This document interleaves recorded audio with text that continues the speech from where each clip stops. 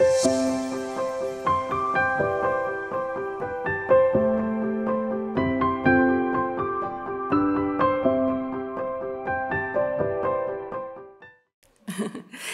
fait, mon témoignage pourrait se résumer avec la prédication de ce matin. C'est vraiment le chemin de la bénédiction et le chemin de la malédiction. Et vraiment, le passage dans les Deutéronome 30 au verset 19, je vous préviens aujourd'hui, c'est Dieu qui parle, hein, en prenant le ciel et la terre comme témoins, je mets devant vous la vie et la bénédiction, la mort et la malédiction. Choisissez donc la vie pour que vous viviez, vous et vos enfants. Je pourrais m'arrêter là et ce serait ça mon témoignage.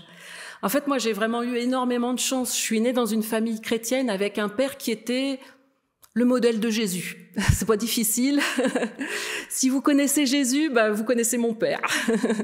C'était vraiment un homme qui a dévoué toute sa vie à Dieu. Et donc, j'ai grandi dans cet état d'esprit en étant bercée au gibes. Dans mon berceau, moi, j'entendais les louanges de Dieu, etc. Et je pense que j'ai vraiment été une grande chanceuse. À 12 ans, j'ai fait une vraie rencontre avec Dieu. Ce qui s'appelle une vraie rencontre. C'est-à-dire qu'à 12 ans, ma vie a changé. Mais vraiment changé. J'ai vu la vie autrement. J'ai eu une chance inouïe. J'ai pas fait de crise d'adolescence. J'ai pas eu tous les problèmes que tous les jeunes pourraient rencontrer aujourd'hui parce que Dieu me préservait. J'étais vraiment dans ce petit cocon de vie avec Dieu, ma relation avec Dieu. À 15 ans, j'ai dit à mon père, écoute, franchement, si tu me baptises pas, je vais aller chercher un autre pasteur parce que moi, ce que je veux, c'est vraiment ça. Je veux vivre avec Dieu, je veux vivre pour Dieu, je veux que toute ma vie lui soit réservée. Et je peux vous dire que toutes ces premières 2 années de ma vie, c'était vraiment ce chemin de bénédiction.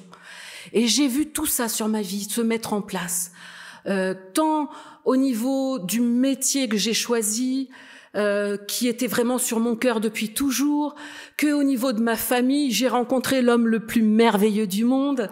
On a eu des enfants, mais franchement, écoutez, vous pouvez pas imaginer plus beau que ce que nous avons eu. Tout était extraordinaire.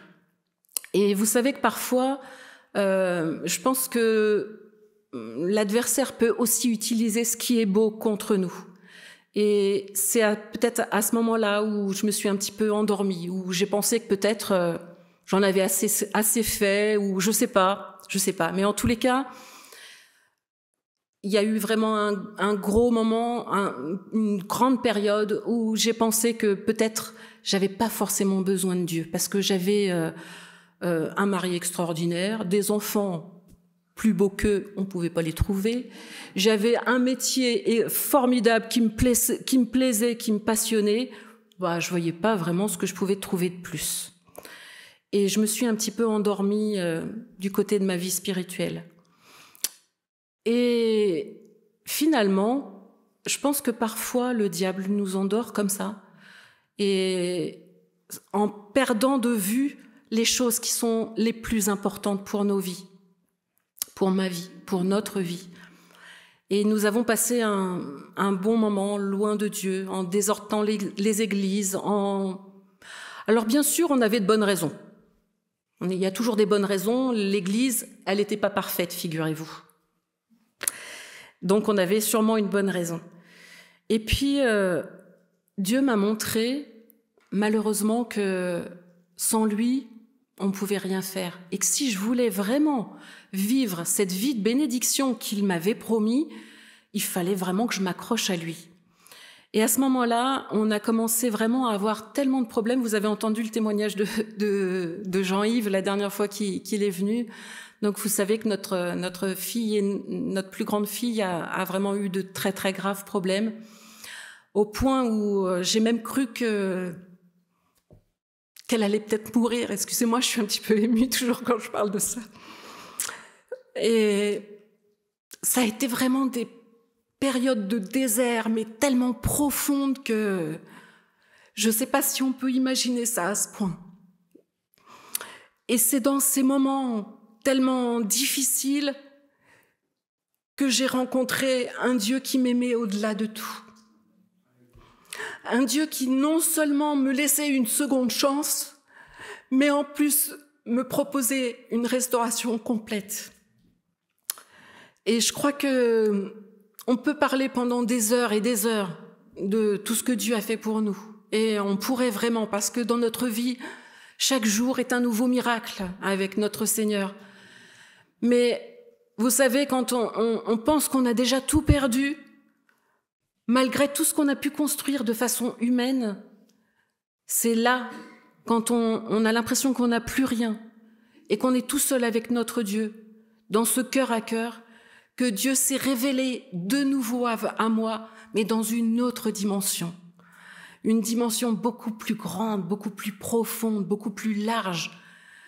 J'allais dire presque à la mesure de son amour. Si tant est que, enfin, j'ai encore beaucoup de choses à découvrir de son amour, mais en tous les cas, il me l'a dévoilé encore un peu plus. Et au fil du temps, des années qui ont passé, nous avons vu vraiment la main de Dieu dans notre famille, à tel point que vous ne pouvez pas imaginer. Si toutefois nous n'avions pas passé ces moments de désert, je pense que on ne serait pas là aujourd'hui. Parce qu'aujourd'hui, on a compris vraiment qui était notre ancre. Là, qui était cette personne sur laquelle on pouvait compter. Quand j'entendais Jocelyn tout à l'heure qui disait on peut être ballotté par la vie. Oui, c'est vrai, la vie peut nous balloter.